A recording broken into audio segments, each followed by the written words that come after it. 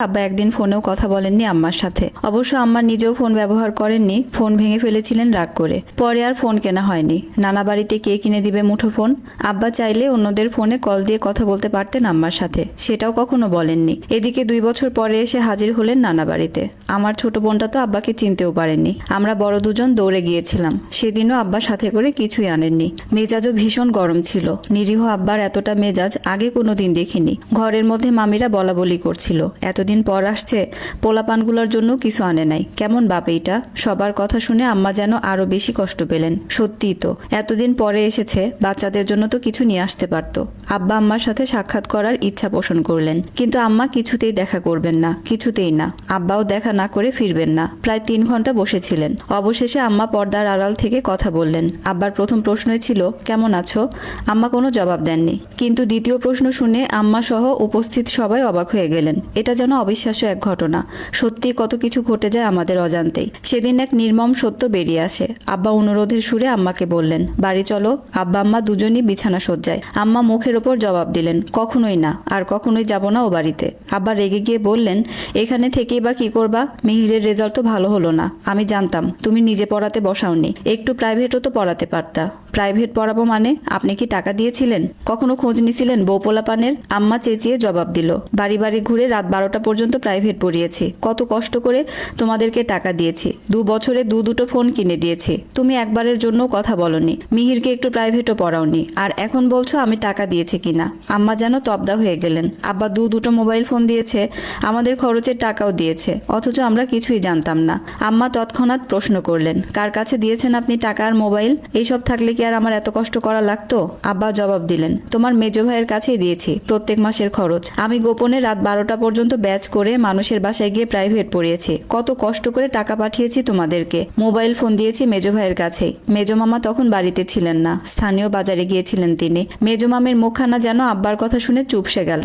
আমার মামাতো বোনটা ইন্টারমিডিয়েটে পড়তো। তড়িঘড়ি করে নিজের রুমে চলে গেল। মনে হলো যেন মামি আর মামাতো বোন সবই জানতো। এদিকে আমরা সবাই বোকা বনে গেলাম। কত কষ্ট করেছি নানা বাড়িতে, অথচ জানতামই না আব্বা টাকা পাঠাতো। 2 বছরে আমরা কত কষ্ট করেছি। ঈদেও আমাদেরকে কেউ একটা নতুন জামা কিনে দেয়নি। আব্বা টাকা পাঠায় জানলে তো আম্মা মাঝে মাঝে আমাদের জন্য একটু ভালো খাবার দাবারেরও ব্যবস্থা করত। কোনো কিছুই তো হয়নি। তবে গত 2 বছরে নতুন 2 ফোন এসেছিল মেজো মামার পরিবারে। ফোন দুটোর একটা আমার মামাতো বোন চালায় আর একটা মামি চালায়, অথচ আম্মার জন্য ফোন পাঠিয়েছিল আব্বা। মেজো মামা ভেবেছিল আব্বা আম্মার হয়তো আর কোনোদিন মিল হবেই না।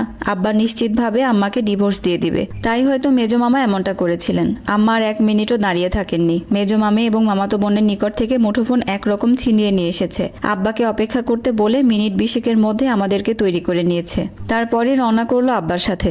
আসার আগে শুধু নানির সাথেই আলাপ করেন আম্মা, আর একটা লোকের সাথেও কথা বলেননি। নানা বাড়ি থেকে বের হতেই দেখা হলো মেজো মামার সাথে। উনি ঘরে ফিরছিলেন তখন। আম্মা গিয়ে সামনে দাঁড়িয়ে খুব কঠিন কণ্ঠে বলেছিলেন, আমার পাওনা বুঝিয়ে দিও ভাই, আর তুমি যা বেইমানি করছো তার কোনো শেষ নাই। শ্বশুর বাড়ির মানুষ অন্য বাড়ির মানুষ, তারা বেইমানি করলে মানা যায়। তুমি আপন ভাই হইয়াও বেইমানি করলা।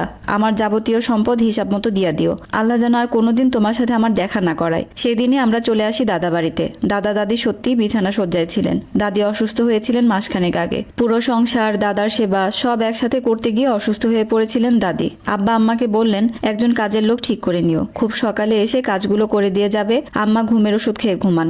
এখন আর খুব সকালে সজাগও হতে পারেন না। আম্মা ওঠার আগে কাজের লোক কাজ করে দিয়ে চলে যাবে। আম্মা রাগ দেখিয়ে বলল, আমি কোনো কাজই করতে পারবো না। আব্বা মিষ্টি হেসে জবাব দিলেন, বাসায় থাকলে আমি নিজেই আমার আব্বা আম্মা দুজনের সেবা আমিই করব, বাকিটা তুমি কইরো। দাদি কিন্তু আম্মাকে ছাড় দেননি। আব্বা বাজার করে আনলে জিজ্ঞেস করতো কতটুকু বাজার এনেছে। আব্বা 2 হালি ডিম এনে বলতো 1 হালি এনেছি। মাছ 2 কেজি আনলে বলতো 1 কেজি এনেছি। কারণ দাদি বিছানায় শুয়ে শুয়েই খবরদারি করতে চাইতো, সব জিনিসের হিসাব আদায় করতে চাইতো। আম্মা একটু খেয়ে ফেলছে কিনা সেই টেনশনে বিছানা সজ্জা থেকেও ছটফট করতো। আব্বা আগেই সব কমিয়ে বলতো। ফুফুরা আসলে তারা দাদিকে অনেক কুবুদ্ধি পরামর্শ দিত। শুয়ে শুয়ে দাদি আম্মাকে গালিগালাজ করতেন। তবুও আম্মা আর কোনোদিন বাবার বাড়ি যাননি। তুলনামূলকভাবে দাদির অত্যাচারও কমে গিয়েছিল। হাঁটাচলা করতে পারতো না বলে ঝামেলাও করতে পারতো না। ফুফুরাও বেশি ঝামেলা করতো না, ভয়ও ছিল। ঝামেলা করলে যদি আম্মা সেবা না করে দাদির, তাহলে তো তাদের টানতে হবে, এই ভয়টাই ছিল তাদের মাঝে। তারপরও দাদি শুয়ে শুয়ে যথাসম্ভব আম্মাকে জ্বালিয়েছে। এইভাবে বিছানায় শুয়ে থাকাটা যে কি কষ্টের সেটা হয়তো দাদি টের পেয়েছিলেন।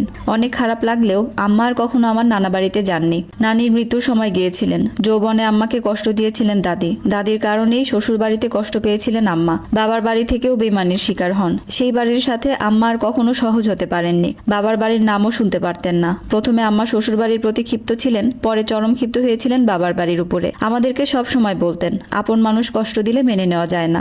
আম্মার এক জীবনে বাবার বাড়ি শ্বশুর বাড়ি দুদিক থেকেই কষ্ট পেয়েছিলেন। আম্মা দাদা বাড়িতে ফিরে আসার বছর দুয়েকের মধ্যেই দাদা দাদি মারা যান। হয়তো ওভাবে বিছানায় শুয়ে শুয়ে দাদি তার সাজা ভোগ করেছিলেন। তাদের মৃত্যুর পরে আব্বা খুব দ্রুত ফুফুদের সম্পত্তিও বুঝিয়ে দিয়েছিলেন, যেন তারা আম্মার উপরে খবরদারি করতে না পারে। আম্মা বাপের বাড়ির কষ্টটাকে বেশি কষ্ট হিসেবে নিয়েছিলেন, কারণ আম্মার কষ্টের দিনে প্রতারণা করেছিলেন তারই আপন ভাই। আমরা দাদা বাড়িতে আসার 1.5 বছর পর মামাতো বোনের বিয়ে হয়। যে মামাতো বোনটা আম্মার মুঠোফোন ব্যবহার করেছিল, তার শ্বশুর বাড়িতে বনিবনা হতো না। বছর 4 পর সেই মামাতো বোন 2টো সন্তান নিয়ে তার বাপের ঘরে ফিরে আসে। আম্মা সবসময় বলতেন, আমার ভাইয়ের প্রতারণায় তোর বাপের প্রতি আমি 2টা বছর অনেক অভিশাপ দিছি। সেই অভিশাপে তোর বাপের গায়ে লাগে নাই, হয়তো তোর মামার ফ্যামিলিতেই লাগছে। এই কারণে আমার ভাইয়ের মেয়েটাও সন্তান সহ বাপের বাড়িতেই ফিরে আইছে। ঠিক সেদিনের আমার মতো কইরাই ও ফিরে আসছে। আমাকে আব্বার স্কুলে ভর্তি না করিয়ে অন্য স্কুলে ভর্তি করিয়েছিলেন আম্মা। সমাপনী পরীক্ষায় আমার রেজাল্টও খারাপ হয়।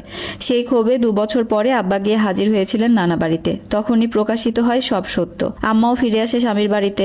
আমার আম্মা আর কোনোদিন বাপের বাড়ির মানুষকে পছন্দ করেননি। আমার ফুফুদের সাথে পরে যদিও বেশ মিশে গিয়েছিলেন, কিন্তু বাবার বাড়ি ছিল মায়ের এক জীবনের অভিমানের কারণ।